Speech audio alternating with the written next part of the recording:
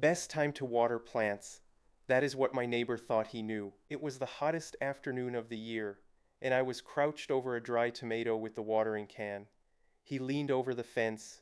"Do not water now," he said. "You will scorch the leaves in this sun." Every gardener in Britain has heard that one. He was half right and badly wrong. I am Mickle. Today, 2 garden watering rules actually says. So let us start with that warning. The idea is simple, and it sounds right.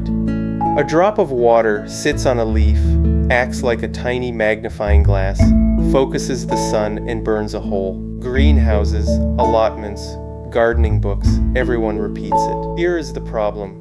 Gardeners and scientists have actually put this to the test, and on ordinary smooth leaves, it just does not happen. Think about why.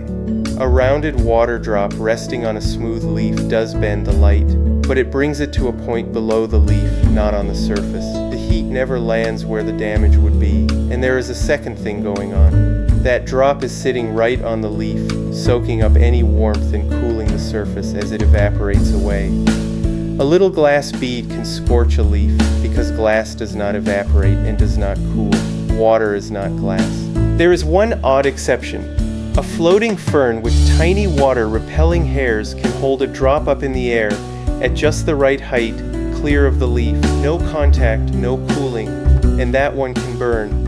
Unless you are growing floating ferns, the midday sun is not setting your garden alight, so the leaves are safe, which leaves the obvious question. Why does the old rule still feel so true? Because the rule is right about the timing, it just blames the wrong thing. The trouble with watering in the midday heat is not fire, it is waste. On a hot, breezy afternoon, a good share of the water you pour never reaches the root at all. It lifts straight back off the warm soil as vapor before it can soak in. You end up watering the air. Water-wise, the people who study how this country uses water reckon that around half of all the water we use outdoors is wasted, and a lot of that is watering at the wrong time in the wrong way. On a still, cool morning, that same can of water mostly soaks in and stays where the roots can reach it. At 2 o'clock in the afternoon, in full sun and a bit of wind, a big chunk of it is gone before you have coiled the hose. Same water, same plant, different hour, and a completely different result. So your gran was right to keep you off the midday watering. She just had the wrong villain in mind. It was never fire, it was evaporation quietly taking its cut. But there is a second myth doing even more damage, and this one makes you water the plants that least need it. Here it is. On a hot afternoon, you walk out and your courgettes are flat. The big leaves are hanging down like wet washing on the line. Every instinct says the plant is gasping, so you run for the can. Stop for a second. That flop is very often not thirst at all. It is the plant looking after itself. When the sun is fierce, a big soft leaf can lose water faster than the roots can pull it up. So the plant does something clever. It lets the leaves droop on purpose. A drooping leaf turns away from the sun and slows that water loss right down. It is the plant closing the taps for a few hours, not crying for help. Courgettes, squash, tomatoes, hydrangeas, the big leafy ones all do it in the heat. And here is the tell. Come back in the cool of the evening and look again. 9 times out of 10, those same leaves have lifted back up on their own, with no watering from you. If you had soaked it at noon, you would have spent water and time fixing a problem that was never really there. Worse than that, you might have started a real one. So how on earth do you tell a sulk from a genuine emergency? You check at the right time of day, and you check the soil, not the leaves. Here is the rule I go by. Afternoon wilt tells you almost nothing. Morning wilt tells you a lot. If a plant is flat in the afternoon but standing up again by evening, or first thing the next morning, that was heat, not thirst. Leave it alone. If a plant is still drooping in the cool of the early morning, before the sun has any real strength, that is a plant that genuinely could not find enough water overnight. That one has earned a drink. But do not stop at the leaves. Push a finger into the soil, right down past the top layer, a good 5 to 10 centimeters deep. If it comes out dry and dusty at that depth, water it. If it comes out cool and damp, the roots have plenty, whatever the leaves are doing up top. The leaves are the drama, the soil is the truth. It takes about 10 seconds, and it will save you more water than any clever gadget in this whole series. Feel first, then decide. Now for the trap, and this is the one that actually kills plants. Sometimes you feel the soil, and it is wet, and yet the plant is still wilting. Every instinct screams that it must need even more water. It is the exact opposite.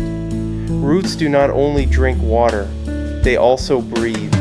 They need air in the soil just as much as they need moisture. Keep the ground soaking wet for days on end and the air spaces fill up. The roots start to suffocate and they begin to rot. And here is the cruel part. A plant with drowning, rotting roots wilts. It looks exactly like a thirsty one. Same droop, same sad leaves, same sorry face. So the gardener reaches for the can and pours on more, and quietly finishes the job the overwatering started. So burn this into your head. If the soil is dry, water. If the soil is wet and the plant is wilting, the last thing on earth it needs is more water. Back off, let it drain, and let some air get back down to the roots.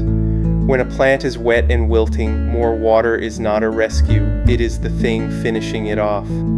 If any of this is hitting home, you are in very good company.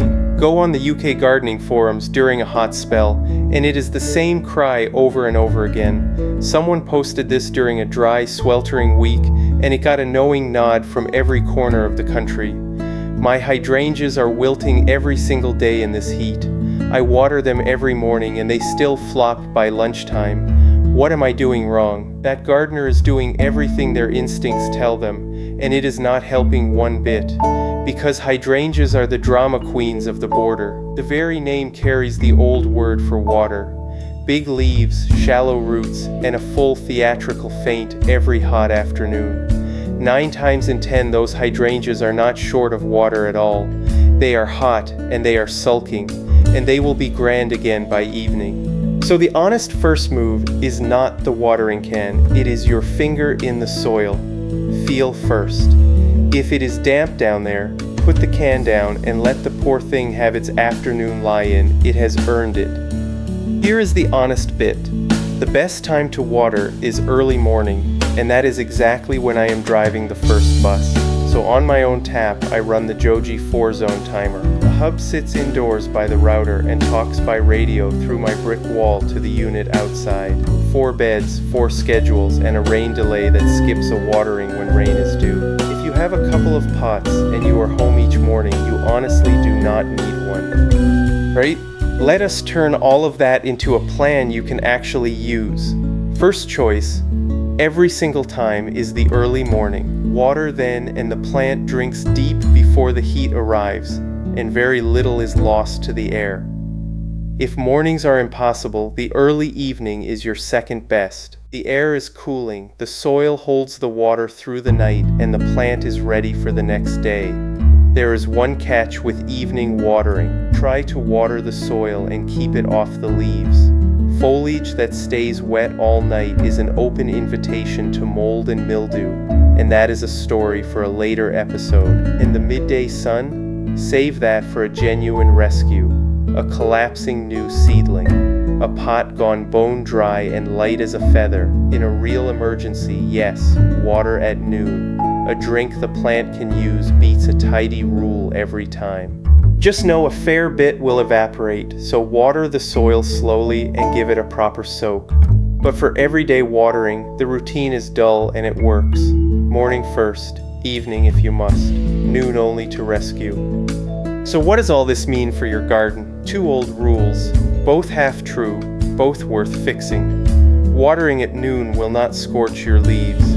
Fire was never the danger, but it does waste a lot of water to the air, so keep the big soak for the cool of the morning. And a plant flopping in the afternoon heat is usually not thirsty, it is sulking, and it will stand back up by evening. Before you reach for the can, check at dawn and feel the soil. Watering is a bit like driving a bus. It is not enough just to turn up. You have to turn up at the right time. Next time, we take on the hardest question in the whole garden. When a plant is wilting and you cannot tell whether it is drowning or dying of drought, how do you read the signs before you make it worse? That one is called drowning or drought, the hardest question. If a bus driver explaining your garden is your sort of thing, do subscribe.